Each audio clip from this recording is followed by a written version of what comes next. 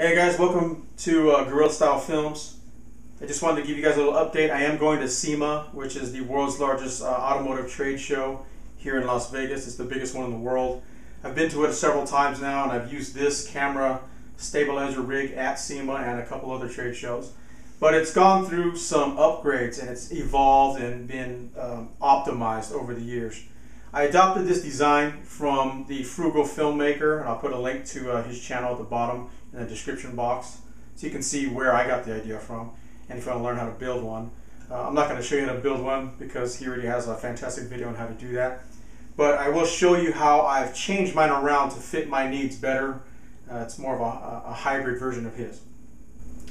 Obviously it's a camera cage basically that holds your camera, especially a smaller camera, and stabilizes it.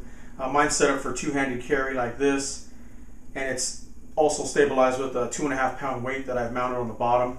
As you can see, it's not high-tech at all. It's just a 2.5 pound metal weight that I bought at the Goodwill for like $1. It's got a bolt with a wing nut and a lock washer on there, and I use some electrical tape to just make it nice and snug so it doesn't flop around. And yeah, it works great. The 2.5 pounds really soaks up the vibration when you're walking or moving. Without the weight on there, I noticed that the camera can still be a little jittery. I mean, it's obviously more stabilized than holding it by hand, but even with the camera cage on it, the stabilizer, you would still get some jitteriness because the whole rig is still super light. I mean, it's just PVC. But with this 2.5 pound weight, it really balances it so you can keep the lens on your talent or the subject that you're filming a lot easier. And then if you transition or you move, everything is still fluid and smooth. And then it gets even more stable if you put the back of the camera stabilizer into your shoulder, kind of like a firearm, and you have 3 points of contact. Very stable. You can get those sweeping fluid pan shots, nice and comfortable. You just move your hips. Fantastic. And like I said, that weight really soaks it up. And then you can get even more stable. You can get 4 points of contact and put your cheek on it, kind of like a rifle. And now you have 4 points: your cheek, your shoulder, and 2 hands. And this thing would be nice and rock solid, almost like it's on a tripod almost. So very nice. If you're wondering why I have these 1-inch spacers on here, these great parts, it's because this camera rig started off life a little bit smaller. It was very short. The camera was mounted right here, and I didn't have this quick release plate. But this is a SEMA quick release plate that I bought on Amazon for, I think it was like less than 10 bucks. It was like 5 or 10 bucks, something like that. I raised the camera up a little bit, and it was hitting this bicycle handle that I had here. I couldn't get my hand on it, so I cut the handles on each side here, all 3 sides. I cut them and then put the 1-inch spacers on there and re-glued it. So now it's perfect. And then as you can see, I can take the camera off with the quick release plate, put it on a tripod, put it on a jib or whatever, a slider, and then go right back to going handheld if I want to get inside a vehicle or someplace that's tight that I need the handheld stabilizer. As you can see here, I have a rubber bicycle handle grip, and what that allows me to do is allows me to hold the entire rig on the top, and basically I choke up here close to the front, basically right over the front of that weight, and it allows me to get that Steadicam style shot where I'm actually holding the camera hanging in my hand. So it's like a poor man's Steadicam. You can even stabilize it more with your other hand like this. And it really does work like a Steadicam because of that weight.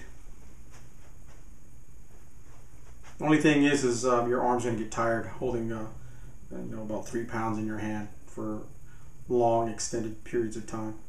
But it does work like a Steadicam. And then on the top for light, I just have it's like a $35 LED light that I bought at B&H camera shop here in Las Vegas. I think I paid like 35–40 bucks for it, which is way overpriced. You can get it on eBay or Amazon, I'm sure a lot cheaper, but I just needed it right away. It's small. I could get a bigger one if I wanted to, but it's small enough to get the job done. Again, I wanted compact and lightweight so it could sit inside the front seat of a vehicle and still move around with this. So I need a small light, and it does put out a lot of light. It's enough to get the job done. And then as you can see over here, I have a GoPro Hero 3 Black Edition, and that's fantastic. I love it. And it's nice because when you're in tight spaces, obviously a wide angle fisheye lens is great for getting that footage. If I wanted to get the entire vehicle in the shot, but I didn't want to walk back 20 feet and let everybody walk in front of me, you can still get that shot with the wide angle lens. It's great. And the way I have it mounted, it's like right in front of my face, so I just look over the top. And I've been using GoPros long enough now, I know exactly what's in frame and what isn't. And it's just a bicycle mount. If you look there, it's just a bicycle mount that I have on there. I still have room for a shotgun microphone, which I am going to buy. I'm probably going to buy the new Rode. They came up with a brand new Rode video mic. And as you can see, I have the skeleton housing for the GoPro, so I can plug in the Rode right into the GoPro, so I can get good audio. And I'm probably going to upgrade to the new Canon that you can plug a mic into it externally. So that'll be nice when I get that. At SEMA, I don't really need a mic. The mics on here are fine if I'm going to do any kind of voiceover.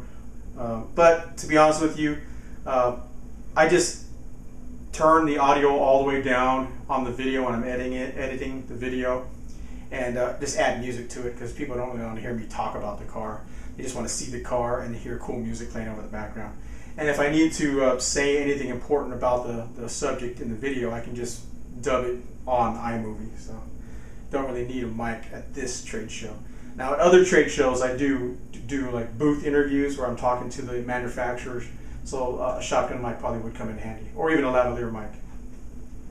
So anyway, that is a look at my camera stabilizer that I made myself. If you want to learn how to make one of these yourself, like I said, go ahead and click on the link at the bottom of the video to the Frugal Filmmaker, and you can learn exactly how I did it.